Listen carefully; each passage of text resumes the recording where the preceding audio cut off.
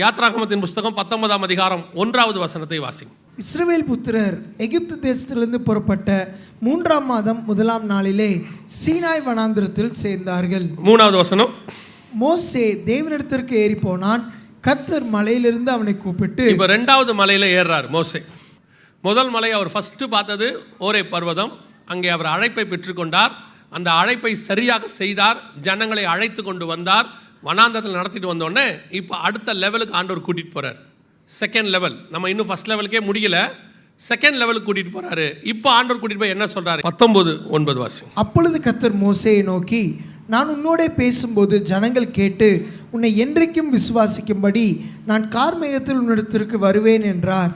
ஜனங்கள் சொன்ன வார்த்தைகளை மோசே கர்த்தருக்கு சொன்னான். இப்போ அடுத்த மலைகளை எதுக்கு ஏற சொன்னார் ஆண்டவர் அப்படின்னு கேட்டிங்கன்னா, கர்த்தர் இப்பொழுது மோசேக்கு சில காரியங்களை கொடுக்க போகிறார். இன்னும் கொடுக்க போகிறார். கொடுக்கறதுக்கு முன்னாடி அவனுக்கு கொடுக்கப்படுகிற அந்த ப்ரீஷியஸான விஷயத்தை ஜனங்கள் ஏற்றுக்கொள்ள வேண்டும். ஜனங்கள் என்ன செய்யணும்? அதை ஏற்றுக்கணும். அவன் மேரில் அவங்களுக்கு ஒரு ஸ்பிரிச்சுவல் பயம் வரணும், அக்செப்ட் பண்ணணும். அதனால் கர்த்தர் சொல்கிறாரு, மலைக்கு மேலே வா, நான் என்ன செய்வேன், என்னுடைய பராக்கிரமத்தை நான் உனக்கு காட்டுவேன். வாசிங்க 19-18 வாசிங்க. கர்த்தர் சீனாய் மலையின் மேல் அக்னியில் இறங்கினபடியால் அது முழுவதும் புகை காடாய் இருந்தது. அந்த புகை சூளையின் புகை போல எழும்பிற்று. மலை முழுவதும் மிகவும் அதிர்ந்தது. இதுதான் கர்த்தர் மோசேக்கு ஒரு அத்தாரிட்டியை உண்டாக்கி கொடுக்குறார். மோசே இப்போ ஜனம் நடத்திட்டு வராரு. இப்போ நியாயப்பிரமாணத்தை கொடுக்கணும், இன்னும் கொடுக்கலை, அதுக்கப்புறம் தான் கொடுக்க போகிறார். அப்படி கொடுக்கறதுக்கு முன்னாடி அந்த கொடுக்குற விஷயத்தை ஜனங்கள் அக்செப்ட் பண்ணுறதுக்கு மோசையை ரெடி பண்ணுறார். மோசே மேலே ஒரு பயம் உண்டாக வேண்டும், அந்த ஒரு அத்தாரிட்டி. இப்போ பாருங்கள், தாவீது சாலமோனை இன்னும் ராஜாவாக அபிஷேகம் இன்னும் பண்ணலை. அத்தோனியா தன்னை ராஜாவாக எல்லாருக்கும் சொல்லிட்டு பிரபுக்களை எல்லாம் கூப்பிட்டு நான் தாப்பா ராஜான்னு விருந்து வச்சுட்டார். எல்லா பிரபுக்களும் போய் அவரோட உட்காந்து விருந்து சாப்பிட்டுக்கிட்டு இருக்கிறாங்க. இந்த விஷயம் தாவீதுக்கு சொன்ன உடனே தாவீது கூப்பிட்டு என்ன பண்ணுறாரு, நாத்தானை கூப்பிட்டு நீ போய் சாலமோனை ராஜாவாக அபிஷேகம் பண்ணுன்னு சொன்னார். இப்போது அவன் கூப்பிட்டுட்டு போய் சாலமோனை ராஜாவாக அபிஷேகம் பண்ணான். அவ்வளோதான், வேறு ஒன்றுமே செய்யலை. இன்னிலிருந்து சாலமோன் என்னவா இருப்பார்? ராஜாவாக இருப்பார்னு ஒரு கிரீடத்தை தூக்கி தலை மேலே உட்கார வச்சு கழுத மேலே வச்சு கூட்டிகிட்டு வந்தான். இது மட்டும்தான் நடந்துச்சு.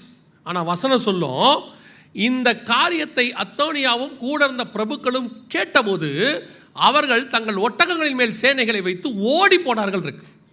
இப்போ ஒன்றுமே செய்யலை. இன்னும் சாலமோன் ராஜாவாகி சண்டை போடலை, இவங்களை துரத்திட்டு போல, இன்னும் அவனுக்கு ஒரு ஆர்மி ரெடி ஆகலை, எதுவுமே இல்லை.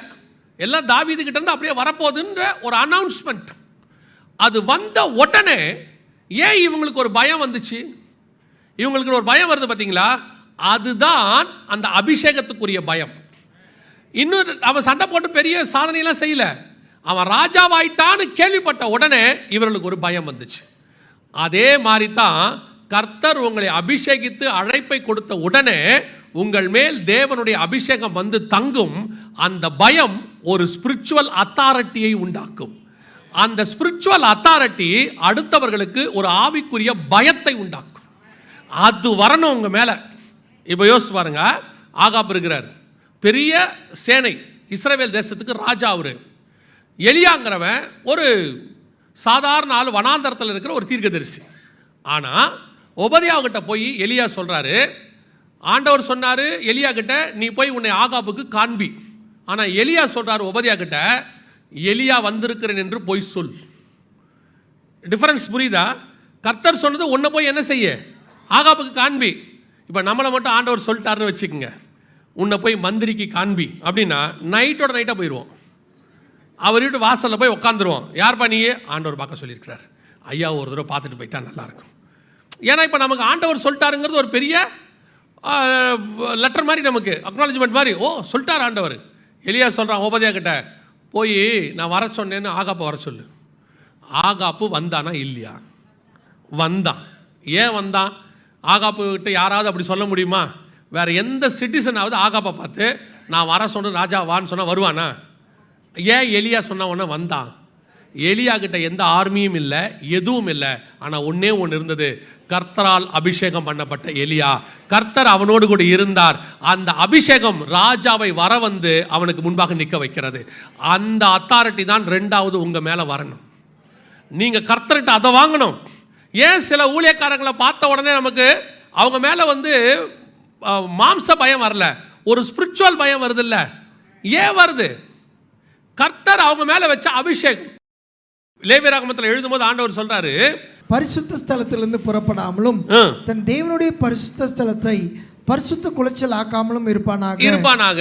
அவனுடைய தேவனின் அபிஷேக நல்லா கவனிங்க, அவனுடைய தேவனுடைய அபிஷேக தைலம் எனும் கிரீடம் அவன் மேல் இருக்கிறது. கிரீடம்னா என்ன தெரியுமா? அத்தாரிட்டி. ஒரு சாதாரண ஆளுக்கு தலைமையில கிரீடம் வச்சுட்டு அவர் என்னவா மாறிடுறாரு? ராஜாவா மாறிடுறாரு. அத்தாரிட்டி வந்துடுது, அதிகாரம் வந்துடுது. இப்ப சொல்றாரு, அபிஷேக தைலம் எனும் கிரீடம். உன் மேல் இருக்கிற அபிஷேகத்துக்கு ஒரு அத்தாரிட்டி இருக்கிறது. உன் மேல் இருக்கிற அபிஷேகத்துக்கு ஒரு கனம் இருக்கிறது. அது அடுத்தவர்களை ஸ்பிரிச்சுவலி பயமாக்கும். அவர்கள் மேலே பார்த்த உடனே கர்த்தரை குறித்திட ஒரு பயம் வரும். சில நான் பேர் சொல்கிறேன், ரொம்ப சந்தோஷமான விஷயந்தான் அது. ஏசிய சர்ச்சினுடைய ஸ்தாபகர் சுந்தரமையா இருந்தாங்க. அவங்க ரூம்குள்ளேயே சாதாரணமாக போக முடியாதும்பாங்க.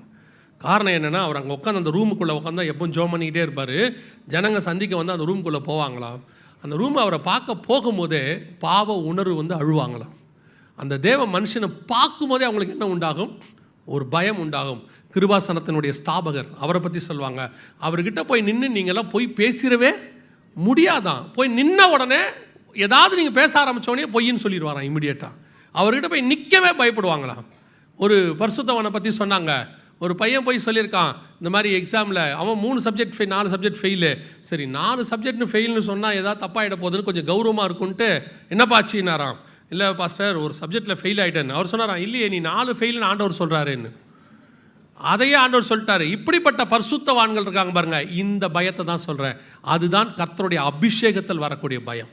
அந்த ஊழியக்காரர் ஒன்றும் கரண்டு முரடாக இருக்க மாட்டார், கையில் கத்தி வச்சுட்டு உட்காந்துருக்க மாட்டார். ஆனால் அவரை பார்த்தாலே ஒரு ஸ்பிரிச்சுவல் பயம் வரும். அந்த பயத்தை தான் மோசே மேலே கர்த்தர் உண்டாக்கினார். அதைத்தான் சொல்கிறாரு, உன்னை குறித்து அவர்களுக்கு ஒரு பயம் வரணும், அவர்கள் அதை செய்யணும். உன்னை பார்த்த உடனே அவங்களுக்கு ஒரு மரியாதை கொடுக்கணும், ஒரு கனம் வரும். இதுதான் மோசே ஏறின 2வது மலை. முதல் மலை அழைப்பு, 2வது மலை அத்தாரிட்டி. கர்த்தர் உங்களுக்கு மேலே வச்சிருக்கிற அதிகாரம், ஸ்பிரிச்சுவல் அதிகாரம்.